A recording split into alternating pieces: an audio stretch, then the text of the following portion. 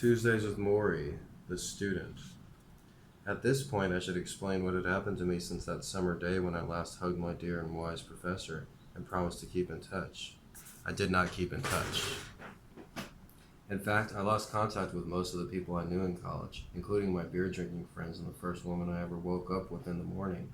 The years after graduation hardened me into someone quite different from the strutting graduate who left campus the day headed for New York City, ready to offer the world his talent.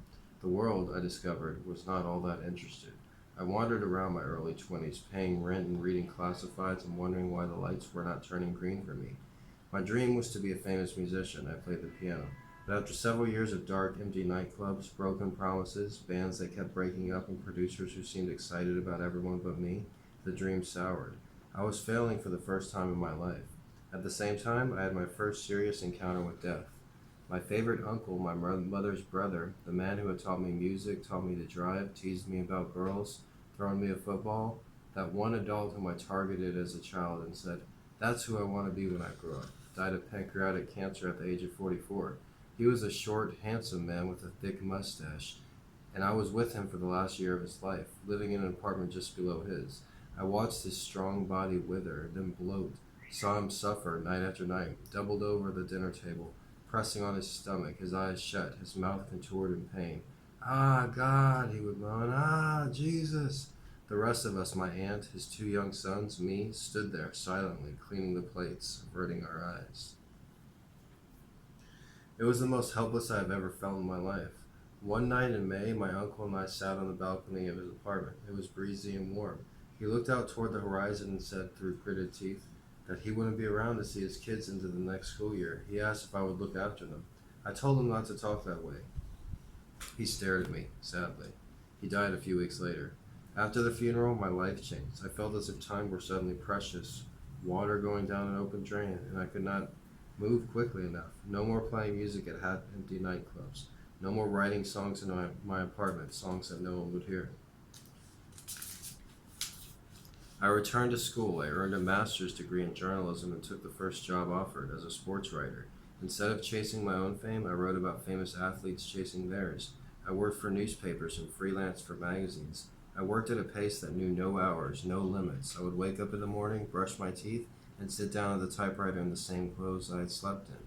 My uncle had worked for a corporation and hated it. Same thing every day. And I was determined never to end up like him. I bounced around from New York to Florida and eventually took a job in Detroit as a columnist for Detroit Free Press.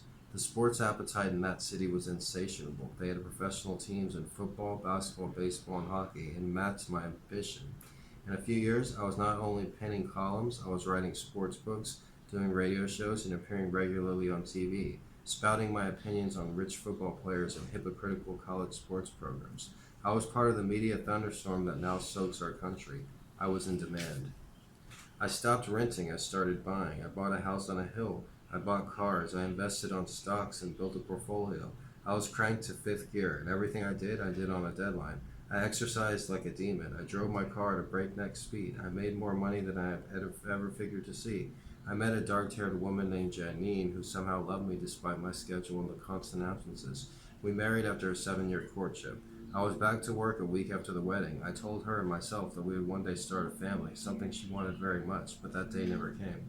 Instead, I buried myself in accomplishments, because with accomplishments, I believed I could control things. I could squeeze in every last piece of happiness before I got sick and died, like my uncle before me, which I figured was my natural fate.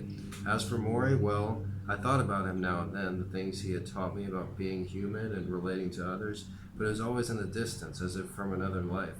Over the years, I threw away any mail that came from Brandt University, figuring they were only asking for money. So I did not know of Morrie's illness. The people who might have told me were long forgotten, their phone numbers buried in some packed-away box in the attic. It might have stayed that way had I not been flicking through the TV channels late one night when something caught my ear. That was Tuesdays with Morrie, the student. Very great book. You should read this book 3 times in your life. You should read it right when you graduate college. You should read it 10 years after you graduate college. And you should read it as an old man.